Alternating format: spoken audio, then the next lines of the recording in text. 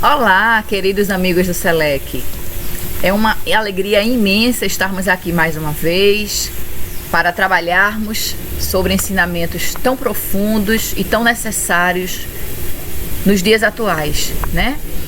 E fico muito feliz, eu estou um pouco afastada dos nossos trabalhos de divulgação por problemas de saúde na família, mas o convite de vocês para gravar o vídeo veio trazer um pouco de alegria e de calor ao meu coração, que sente muita falta do nosso trabalho, que já estava sentindo um pouco de vazio de estarmos afastados da divulgação. E aí, mais uma vez, eu aproveito para agradecer pelo convite, pela confiança de sempre, pelo carinho e por essa oportunidade maravilhosa de estarmos aqui refletindo sobre uma questão tão importante como a de hoje. Falaremos um pouco sobre o livro Caminho, Verdade e Vida, especificamente o item 17, que fala por Cristo. Tem como tema por Cristo. E falar de Jesus é sempre muito desafiador, porque nada do que a gente fale, ou tudo do que a gente fale, não chega nem próximo do que o Mestre merece e realmente é. Nós estamos num processo ainda de aprimoramento, de crescimento, e dessa maneira nós estamos ainda muito distantes de estarmos próximos em questões morais, né, do nosso Mestre. Mas nós sabemos que Ele está do nosso lado sempre. Nós sabemos que sempre que nós elevamos os nossos pensamentos e buscamos o Mestre com sinceridade e com verdade, jamais Ele falta ao nosso socorro. E essa análise, essa reflexão de Emmanuel neste ponto, ela é fantástica. E aí eu queria tomar a liberdade de que possamos conversar sobre essa passagem, refletir sobre essa passagem, mas para que a gente possa entender, eu vou lê-la, tá certo? A passagem, ela inicia com um trechinho de uma carta de Paulo a Filemon, e esse trechinho, essa frase, ela é muito importante. Ela diz o seguinte, abre aspas: "E se te fez algum dano, ou te deve alguma coisa, põe isso à minha conta." Fecha aspas. Paulo, Filemon 1-18. Então é importante que a gente entenda o que Emmanuel traz como reflexão para todos nós. E após esse trechinho da carta de Paulo, né, essa frase tão significativa, Emmanuel nos diz o seguinte: enviando Onésimo a Filemon, Paulo, nas suas expressões inspiradas e felizes, recomendava ao amigo lançasse ao seu débito quanto lhe era devido pelo portador. Afeiçoemos a exortação às nossas necessidades próprias. Em cada novo dia de luta, passamos a ser maiores devedores do Cristo. Se tudo nos corre dificilmente, é de Jesus que nos chegam as providências justas, e se tudo se desenvolve retamente, é por seu amor que utilizamos as dádivas da vida, e é em seu nome que distribuímos esperanças e consolações. Estamos empenhados à sua inesgotável misericórdia. Somos dele, e nessa circunstância reside nosso título mais alto. Por que então o pessimismo e o desespero, quando a calúnia ou a ingratidão nos atacam de rijo, trazendo-nos a possibilidade de mais vasta ascensão? Se estamos totalmente empenhados ao amor infinito do Mestre, não será razoável compreendermos, pelo menos, alguma particularidade de nossa dívida imensa, dispondo-nos a aceitar pequenina parcela de sofrimento em memória de seu nome, junto de nossos irmãos da terra, que são seus tutelados igualmente, devemos refletir que quando falamos em paz, em felicidade, em vida superior, agimos no campo da confiança, prometendo por conta do Cristo, porquanto só Ele tem para dar em abundância. Em vista disso, caso sintas que alguém se converteu em devedor de tua alma, não te entregues a preocupações inúteis, porque o Cristo é também teu credor, e deves colocar os danos do caminho em sua conta divina, passando adiante. Vejam que mensagem sutil e linda Emmanuel nos traz como reflexão daquela frase sublime de Paulo, quando Paulo diz que aquele que está sendo enviado a Filemon, se ele tem alguma dívida, que a dívida daquele seja colocada na conta de Paulo.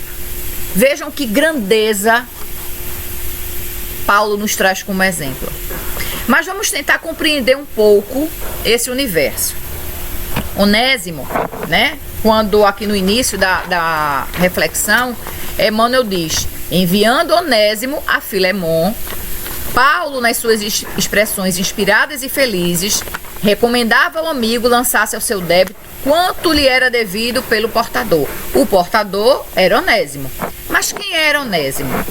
Onésimo era escravo de Filemon, que havia fugido para Roma porque tinha furtado o seu senhor. Tinha furtado Filemon.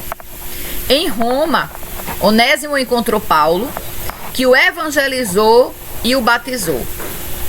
Vejam só, o encontro de Onésimo com Paulo, providencial, fez com que Paulo evangelizasse Onésimo, batizasse Onésimo e o fizesse reconhecer, entender a falta que havia cometido, né? O engano que havia cometido.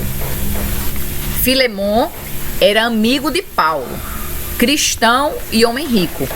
Filemon era o senhor de Onésimo. Paulo, vendo que Paulo era uma pessoa justa, né? Vendo a necessidade de corrigir a falta de Onésimo, que convertido, porque ele já tinha entendido as orientações de Paulo, Onésimo convertido, estava arrependido. Uma vez que ele entendeu os ensinamentos do Cristo, a mensagem de Paulo, ele entendeu o erro que tinha cometido e se arrependeu. Mas ele tinha como pena pela sua fuga a morte.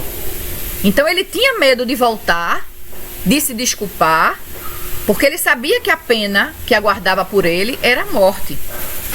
E aí, Paulo o envia de volta para Filemon com uma carta do próprio Paulo, pedindo ao amigo que recebesse o escravo de volta e o perdoasse. Vejam a grandeza moral de Paulo e a confiança de Onésimo naquele homem para ter retornado com a carta, porque ele não tinha garantia nenhuma de que Filemon ia atender a rogativa de Paulo.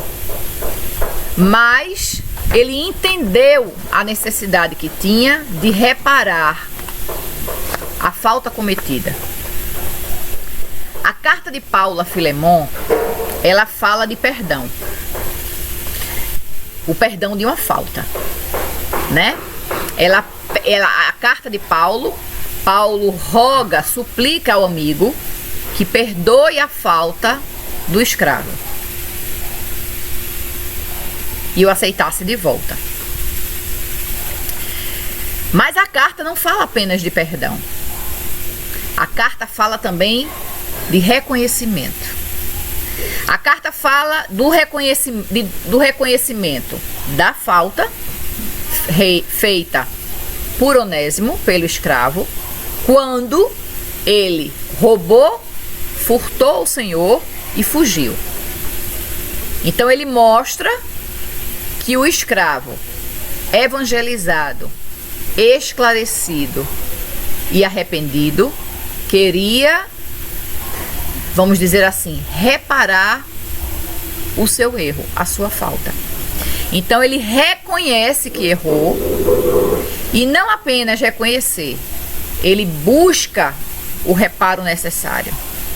Ele busca a oportunidade, ainda que ele não tenha garantia nenhuma de que Filemon não vai cumprir a pena de morte que esperava por ele. Mas ele reconhece a necessidade de voltar e tentar reparar a sua falta. A carta de Paulo, ainda tratando de reconhecimento, ela fala também do reconhecimento de Jesus. Ida, como é o reconhecimento de Jesus? É que quando a gente conhece Jesus verdadeiramente, quando a gente se dispõe a buscar o Mestre, quando a gente se permite tocar pela mensagem verdadeira do Evangelho, porque Jesus, ele disse: eu sou o caminho, a verdade e a vida. Não é isso? Então, quando nós nos permitimos ser tocados pela mensagem do Mestre, e quando de fato isso acontece, a gente não consegue mais manter atitudes equivocadas que já fazia parte da nossa rotina, né? Do nosso dia a dia. Então, o reconhecimento de Jesus é reconhecer no Evangelho, é reconhecer nos ensinamentos que o Mestre nos traz a nossa pequenez, reconhecer a nossa possibilidade de falência, porque ainda estamos impuros, porque ainda estamos imperfeitos, e em todo esse processo de imperfeição e de busca por melhoria, a gente sempre vai ter recaídas. Nós sempre vamos estar passíveis de novas faltas ou de repetir erros antigos, equívocos antigos, como num círculo vicioso. Então, reconhecer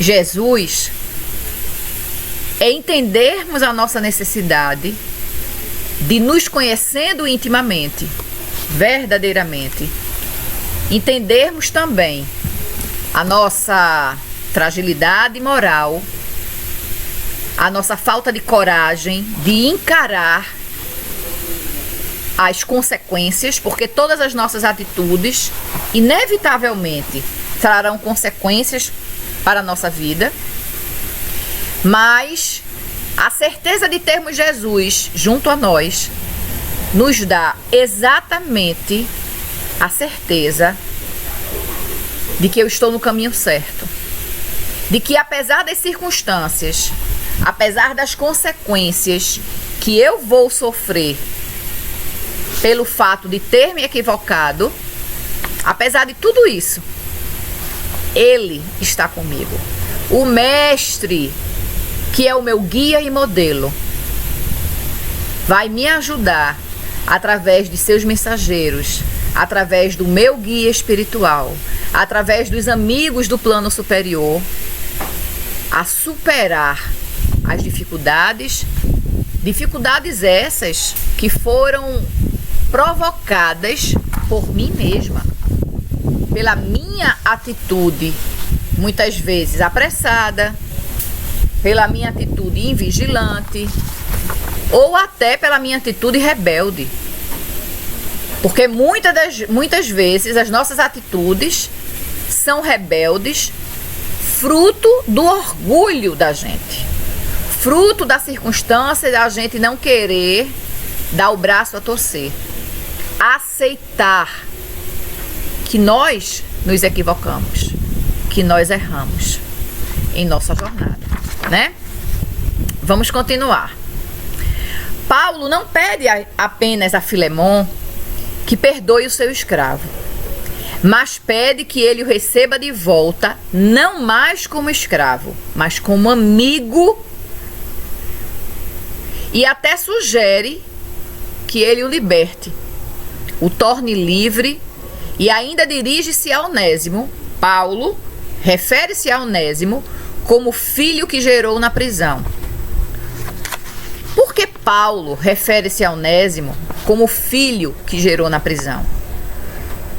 Porque cada um daqueles que Paulo tocava o coração com as suas orientações, com os seus esclarecimentos, a cada um dessas criaturas que passavam a conhecer os ensinamentos de Jesus, as leis morais que Paulo trazia de uma maneira tão bela em suas atitudes e principalmente em seus exemplos, porque Paulo, todos nós sabemos, foi um dos maiores perseguidores aos cristãos, quando ainda era Saulo.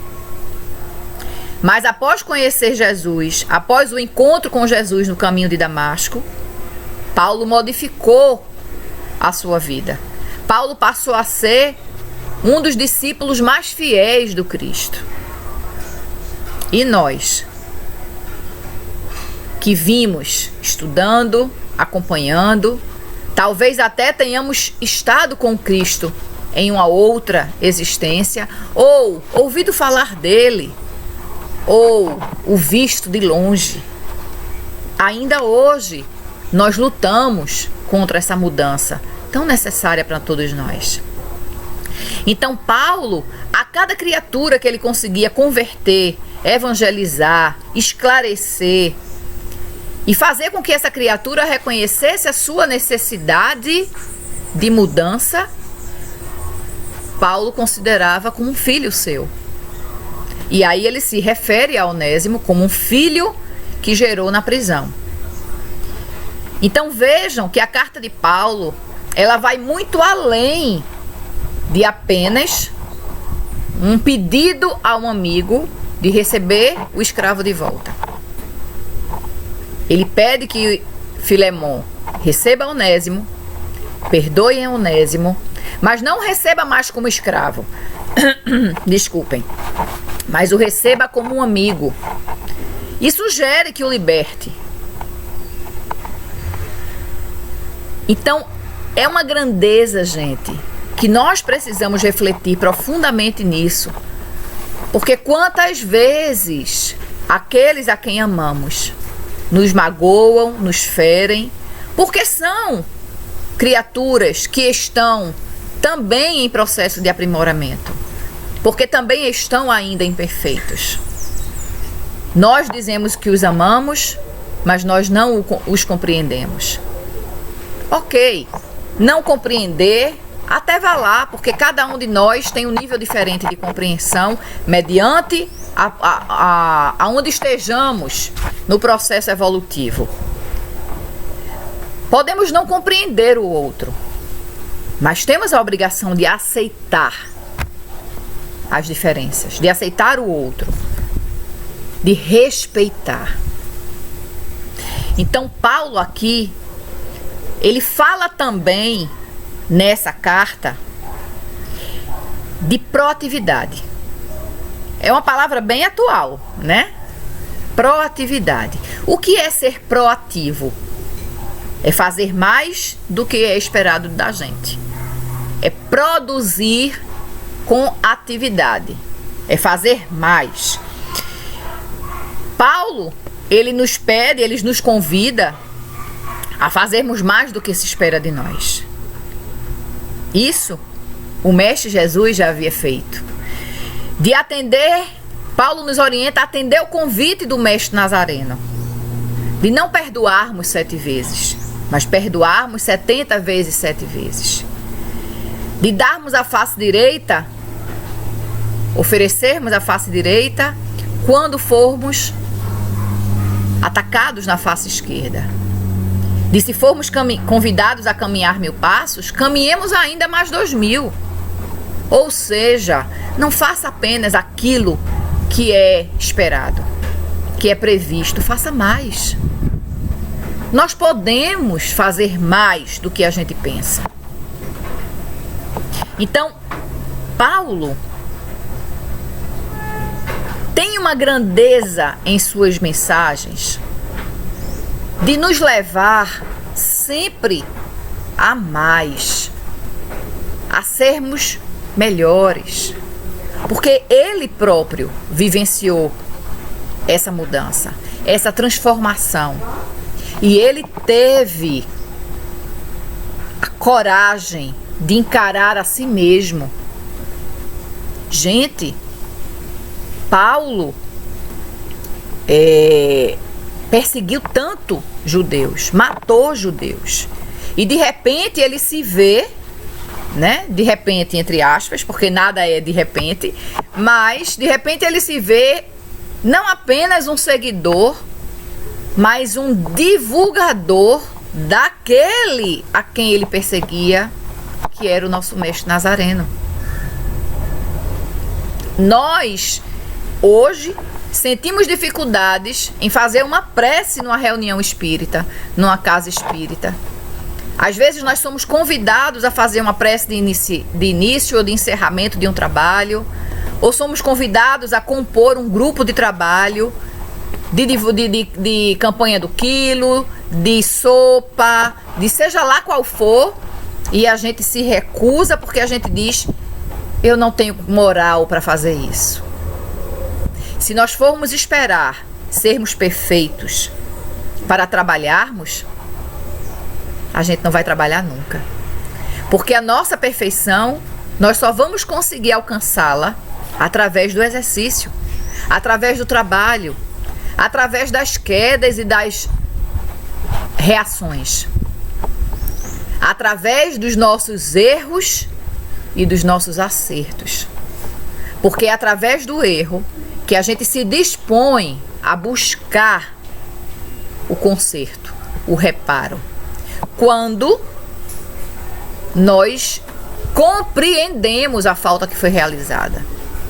Quando nós reconhecemos através do nosso arrependimento sincero que eu preciso modificar a minha atitude, assim como fez Onésimo. Eu agi errado com determinada pessoa. Deixa pra lá, o tempo apaga. Não deixem pra lá. É necessário que nos ajustemos com os nossos inimigos. E aí, inimigos não quer dizer somente aquele que quer nos matar e que eu quero matar, né? Inimigos são todos aqueles que a gente magoou ou que nos magoou, que causou qualquer tipo de desconforto nessa relação enquanto estamos em jornada com ele, para que a gente não retorne ao plano espiritual com mais essa bagagem desnecessária. Se eu tenho a oportunidade de me reconciliar com aquele que me fez mal, ou que eu fiz mal em algum momento, que eu faça agora. Por que é que eu vou esperar pelo amanhã? O nosso problema é estarmos sempre esperando alguma coisa. Esperando o momento certo. O momento certo é o agora. Nós não sabemos o que o amanhã nos reserva. Mas se você tem a oportunidade de reparar um engano, uma falta, um mal realizado, faça. E entenda que você precisa se perdoar. Entenda que aquele equívoco é fruto da nossa imaturidade espiritual. Dessa maneira, nós vamos nos entender passíveis de enganos, mas, assim como o mestre nos disse que nós poderíamos fazer o que ele faz e muito mais, eu posso fazer. Eu posso melhorar. Então, Paulo poderia simplesmente, por todas as coisas equivocadas, e foram muitas coisas equivocadas, e foram coisas muito graves que ele realizou, mas na hora do chamado do mestre, na hora que Jesus disse: Paulo, por que me persegues?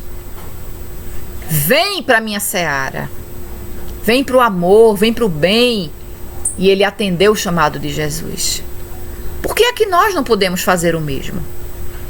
Por que é que nós temos que sermos os rebeldes ou aquelas crianças birrentas que têm vergonha de reconhecer o seu erro e preferem continuar no erro sem repará-lo, sem consertá-lo, por orgulho?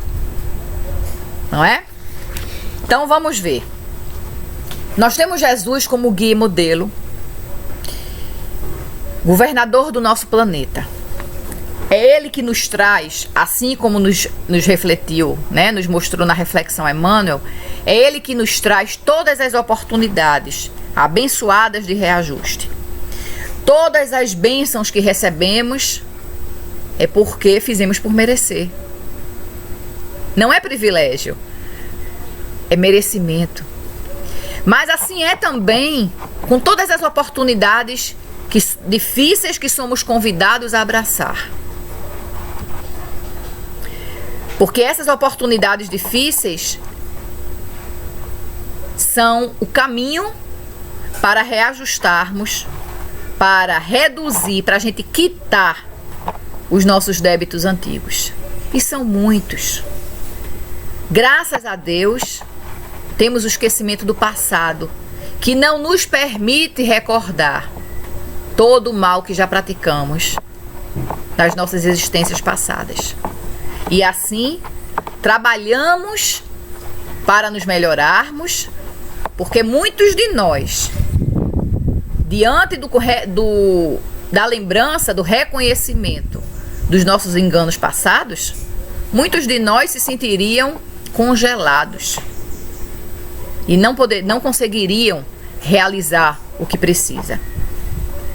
Se nós sabemos que estamos aqui em processo de aprimoramento, porque ninguém está aqui no planeta Terra, nessa existência, a passeio, ninguém está aqui de férias. Nós estamos aqui vivenciando mais uma oportunidade abençoada de estarmos na carne para nos tornarmos melhores e, ao mesmo tempo que nos tornamos melhores, para repararmos os nossos danos passados. Esse processo se dá através exatamente desses desafios e dessas dificuldades. Nos questiona Emmanuel: por qual razão permitimos que o pessimismo e o desespero cheguem ao nosso coração? Cadê a nossa confiança? Onde está a fé que nós dizemos sentir em Deus? Se nós entendemos Deus justo, bom, misericordioso e que nos ama muito, por que permitir o pessimismo e o desespero em nosso coração, se nós sabemos que cada existência, por mais anos que vivamos, é apenas uma pequena partícula da nossa vida imortal? Porque somos espíritos imortais. Estamos agora num corpo físico, nesta oportunidade abençoada de crescimento.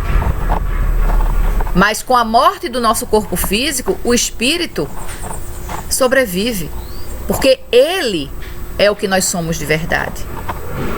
É a morte do nosso corpo físico, quando se dá de forma natural, sem que haja o nosso ato para antecipar isso. Quando a nossa morte física se dá no tempo certo, da maneira como deve ser, conforme o programado e necessário, é uma libertação para o nosso espírito. Então a confiança em Deus nesse momento, ela é fundamental, porque eu sei que Ele, o Pai, está cuidando de mim, está trazendo para mim o tamanho e o peso das dificuldades que eu tenho condições de carregar.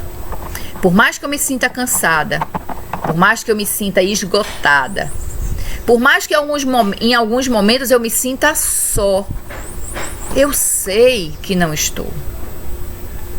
E é nesse momento que nós precisamos fortalecer a nossa confiança, a nossa fé. Nossa lista de débitos é enorme, como diz o próprio Emmanuel na reflexão. E a vida vai nos trazendo circunstâncias que nos permitam fazer o certo. Aquilo que já erramos no passado, a vida vai sempre trazer de volta com uma nova oportunidade para dessa vez fazermos o certo. Para ver se a gente realmente aprendeu a lição e estamos dispostos a fazer o melhor. Se nós temos já o entendimento e a aceitação necessários para vivenciarmos a mesma situação e não mais cairmos no mesmo erro. A vida faz isso pra gente. A vida é uma grande professora. É uma grande disciplinadora.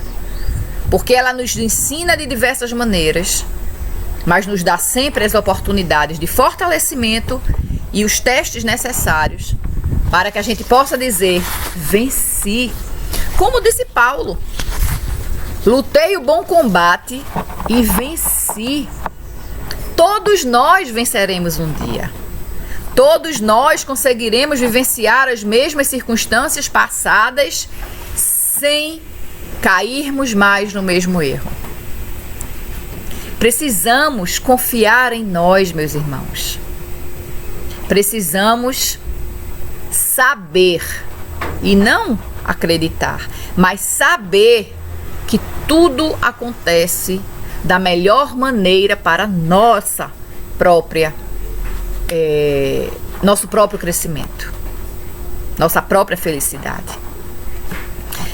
Emmanuel fala ainda nessa reflexão do nosso título mais alto. Nós somos filhos de Deus, somos herdeiros do Pai, aquele que nos criou, que criou todos os universos, todas as coisas. É o nosso Pai. Somos herdeiros dele. Fomos criados para a plenitude, para a felicidade. Mas ele, em sua grandeza, porque ele não quer o mérito só para ele. Ele quer que nós tenhamos o nosso mérito. Ele nos criou e nos deu a oportunidade de escrevermos a nossa própria história. Respeita os nossos erros, as nossas vontades, ainda que equivocadas. Mas ele permite que hajamos de maneira equivocada para que a gente possa experimentar o erro, entender o erro, nos arrependermos com o erro e nos melhorarmos. Vejam que grande exemplo de pai nós temos. Seguir o Cristo é vivenciar o seu evangelho.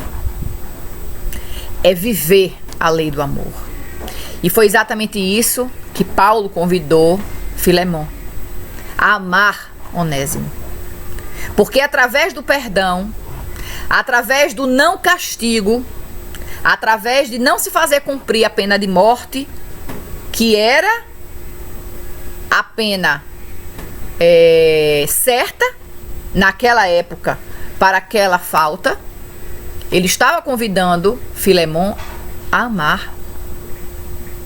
Porque no final das contas, tudo, absolutamente tudo, termina no amor.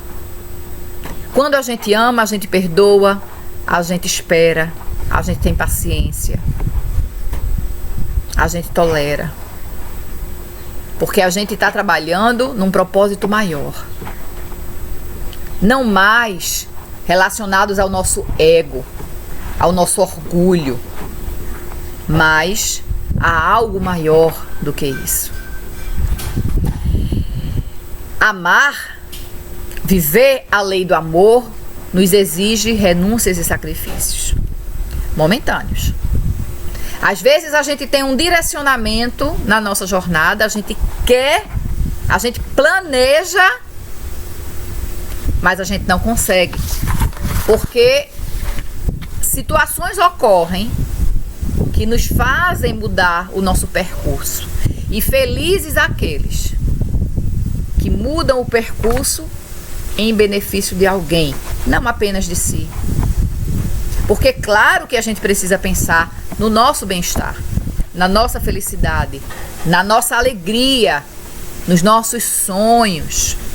Porque são os nossos sonhos, os nossos planejamentos que nos enchem o coração de esperança no amanhã. Mas não adianta planejarmos o amanhã pensando somente na nossa felicidade. Precisamos pensar naqueles que ainda não têm capacidade, que ainda não estão em condições de seguir a jornada sozinhos. E muitas vezes precisamos abrir mão, renunciar projetos, às vezes aquela promoção profissional, aquela mudança de vida que eu tanto aspirava, mas que nesse momento a vida está me convidando a um outro projeto. A vida está me trazendo uma oportunidade, mesmo que eu não entenda o porquê daquela situação, mas uma oportunidade de ajudar alguém. E sabendo que ninguém passa pelo que não precisa, se eu estou sendo convidado a ajudar alguém, é porque de alguma maneira eu tenho responsabilidade naquela situação difícil daquele alguém. Ninguém pode ser feliz enquanto o outro precisa de ajuda e está infeliz. Então é preciso que nós tenhamos paciência, confiança, certeza no trabalho de Deus, na condução da vida, nas nossas próprias vidas. A gente não ouviu falar, né, que depois da tempestade vem a calmaria? Tudo passa. Lembro a mensagem que Chico nos trouxe com esse tudo passa. Quando num momento difícil ele rogou a Emmanuel que pedisse a Maria que trouxesse uma palavra de consolação, e Emmanuel retorna com: Maria mandou dizer a você que tudo passa, mas mandou você escrever essa mensagem e colocar no lugar no seu quarto que você possa ver ela constantemente. Porque tanto as coisas boas, os momentos bons passam, como os momentos ruins. Nesse momento de nossa existência, em que nós ainda estamos trabalhando para nos melhorarmos, esse momento a gente vai vivenciar, a gente vai experimentar momentos de tristeza, momentos de alegria, momentos de que a gente vai achar que é o ápice da felicidade, momentos de desespero, para que a gente possa, reconhecendo cada um desses sentimentos, trabalharmos para andarmos por caminhos mais favoráveis. Confiemos nas leis que regem a vida, porque elas são perfeitas. Elas são perfeitas porque foram criadas pelo Pai, que é perfeito. A lei de ação e reação, a lei da reencarnação, as leis que nos regem são perfeitas. Então precisamos confiar nelas. Nada, absolutamente nada acontece por acaso. A estrada é longa. Nossa jornada é longa. Muito longa. Nós temos muito caminho ainda a percorrer. Essa estrada ela vai trazer armadilhas, pedras, poeira, espinhos, mas ela vai trazer também a beleza e o perfume das flores. as cores da natureza, a brisa suave que vai nos refrescar em determinados momentos. Isso para quem se propõe a enxergar um pouco além daquilo que é óbvio. Muitas vezes a gente está sentindo o peso tão grande nas nossas costas, nos nossos ombros, que a gente termina caminhando envergado para frente. Envergado para frente, a gente só vai olhar o chão, as pedras, os buracos, a poeira. Ao passo que, se eu levanto a fronte, a primeira coisa que eu vou ver é o vasto e lindo céu acima de nós. Desse azul infinito que nos traz paz. Das nuvens passando, nos mostrando que de fato tudo passa. Das aves que passam voando. E eu vou poder vislumbrar também a beleza das plantas, das árvores, das flores, das borboletas. Tudo depende, gente, da forma como a gente vai agir na nossa jornada. Desfrutemos com gratidão dessa jornada abençoada que cada um de nós está tendo. Ao final dessa jornada, entenderemos mais amplamente o que significa sermos filhos de Deus. Sermos filhos, sermos herdeiros do Pai. Por enquanto, por mais que a gente pense que dá para compreender, a gente não compreende nem Deus ainda. Nós não temos ainda vocabulário, nem sentimentos, nem condições de compreender Deus na sua essência. Por enquanto, nós o sentimos perfeito. Mas o que é perfeito para nós? Ainda não sabemos. Mas no final da nossa jornada, lá adiante, quando nós conseguirmos, através do nosso comportamento, perdoarmos, amarmos, melhorarmos e irmos nos despojando das nossas más tendências, dos nossos vícios, das nossas fraquezas, e formos nos aproximando cada vez mais do Pai, nós vamos entender exatamente o que é sermos filhos de Deus. Meus queridos irmãos, muito obrigada por mais essa oportunidade. Muito feliz de estar mais uma vez aqui com vocês, refletindo sobre questões tão importantes para todos nós. No momento em que nós ainda vivenciamos uma pandemia essa que as pessoas parecem que se esqueceram, muitas. E aí nós já vemos, infelizmente, alguns países do mundo voltando a fazer o lockdown, porque as pessoas não estão tendo mais o devido cuidado. Pensemos em nós, cuidemos de nós, mas pensemos também no nosso semelhante, no outro, aquele outro próximo, mas aquele outro também que nós não conhecemos. Porque afinal de contas, somos todos irmãos em humanidade. Somos todos, independente da cor, da raça, do sexo, do status, independente de qualquer coisa. Somos todos filhos do mesmo Pai. Muita paz, muita luz para todos vocês. Que Jesus os abençoe.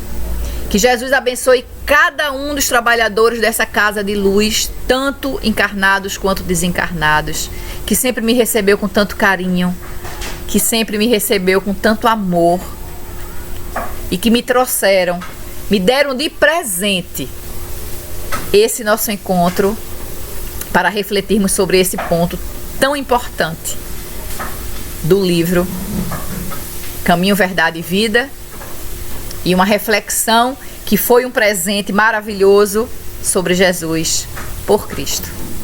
Um beijo em cada coração, que Jesus os abençoe hoje e sempre, que guardemos sempre a lembrança viva em nossa memória de que não estamos sós. Por mais difícil que esteja A tempestade onde estamos, ela vai passar.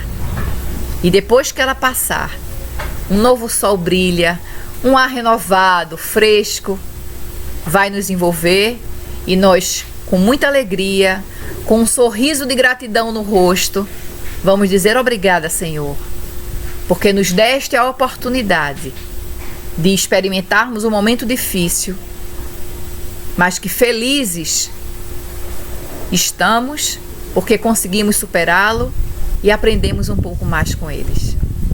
Gente, beijo no coração.